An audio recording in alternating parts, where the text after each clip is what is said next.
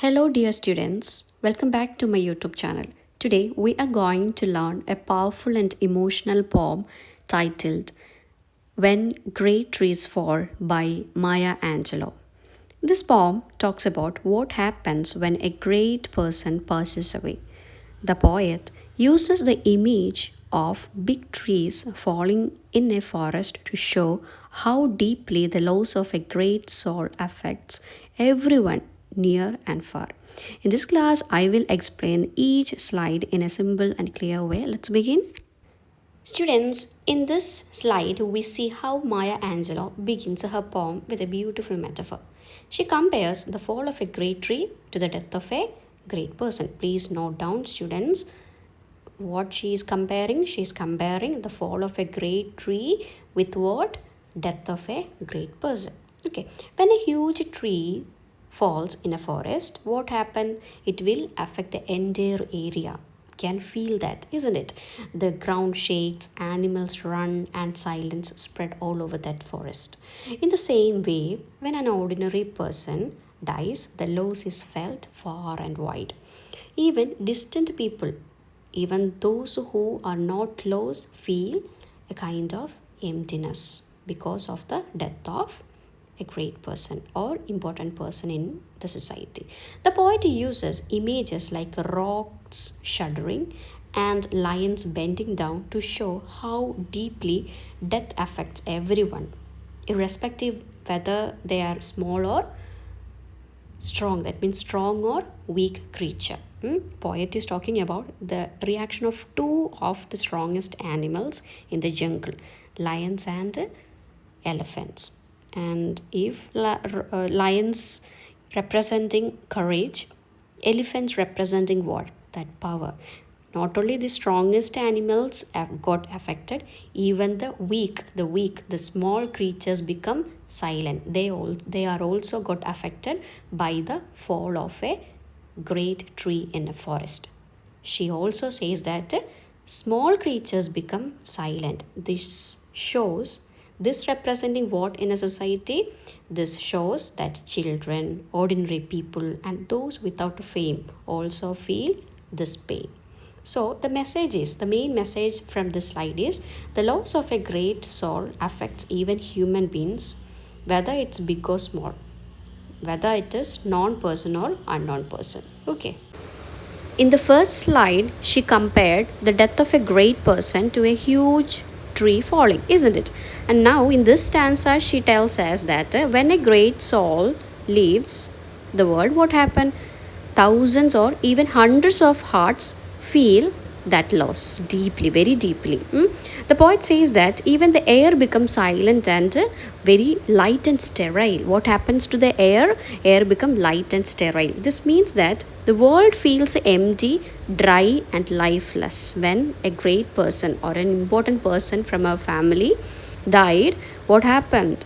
It feels emptiness, isn't it? When someone close to us dies, even breathing feels difficult to us. We feel a tightness as if the air has lost its strength. Another important point that our memory become sharper. Okay, the second point from the slide is what happened to our memory? It become sharper. We suddenly begins to remember all the small and big moments we shared with that person, isn't it? Loss makes our mind and heart extremely sensitive. The poet also explains that loss, this type of loss, someone who had a big influence in our life can completely change our reality. A great soul is someone who touched our life deeply. And when they are gone, what happened to our life? Nothing feels same anymore. That means it will greatly affect our daily life. The death of a great soul changes the world around us and deeply affects our memory, emotions, and daily life. That is what is said in this slide. In this slide, the poet tells why this loss of a great soul affects us so deeply. She says that our reality, our daily life, and even our identity are tied to that particular person, isn't it? That person we love. So, what happened when a great soul leaves? the world, everything feels unfamiliar. Life looks upside down as if the world has changed completely. That is the pathetic situation of that person. Next important point is that you have to note down. The poet uses a powerful image. What image? She describes the feeling of grief as a cold, dark cave. This shows a deep emptiness, loneliness, and a sadness that we cannot even put into words. A cave is called silent and dark, exactly the way a grief heart feels. But the most important and beautiful part of the poem comes at the end. Here, the poet offers hope to everyone who has experienced loss. She says that people who have lost someone are connected by shared grief. This unity brings comfort. She admits that life will never be the same again. That is the reality. You have to accept that. Okay. The pain may not completely disappear, but slowly joy and healing can return to that person's life. Even in the midst of loss, we can still find strength, comfort, and new hope. So, through the loss of a great soul makes life feel dark and changed, the poet reminds us that healing and hope are still possible even in that situation also. Okay. The next slide is about the themes of the poem. The first theme is impact of loss. Here, the poet shows that when a powerful or meaningful person dies, what happened to the world around us? It changes, isn't it? Second theme is grief and emotional shock. Maya Angelou describes the deep silence, fear, and confusion that come after losing an important person from our life, isn't it? And the third theme, you can say it is the importance of great soul, how much important they are, how they protect us, how they support us and nourish us. All these kind of points you can add. And the fourth theme is transformation through memory. Here you can say that after losing someone, some important person from our life, our memories become sharper.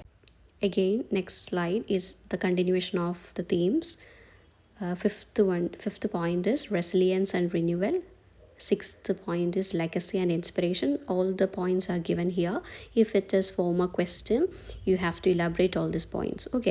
The last theme is interconnectedness of life. So these are the 7 important themes from this poem. Okay. Next slide is about poetic devices. First one is anaphora, means repeating the same word or a phrase at the beginning of lines or sentence. In this poem, every stanza begins with a similar phrase.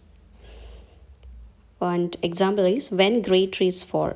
This is the particular phrase that is repeated in every stanza. Okay. Beside this anaphora, repetition of different types has been used. And the first one is epistrophe. Epistrophe is the opposite of anaphora. Instead of repeating at the beginning, here the poet repeats the same word at the end of the line. For example, we breathe briefly, our eyes briefly. Okay. And the next example, next poetic device is polyptopton. Polyptopton is a figure of speech where the same root word is repeated in different form. Okay, please go through that example. And the next one is epizeuxics. Epizeuxics is the immediate repetition of a word or a phrase for strong emphasis. For example, they existed, they existed. Okay, for what? What is the purpose of epizeuxics? In order to show the strong emphasis. Okay, the last one is alliteration. Alliteration is a repetition of consonant sounds. Okay, so for example, from the line small things recoil into silence their senses, so sound is repeated, isn't it? Okay, so these are the important poetic devices. Thank you for watching. Don't forget to like and subscribe and share for more meaningful content. Thank you.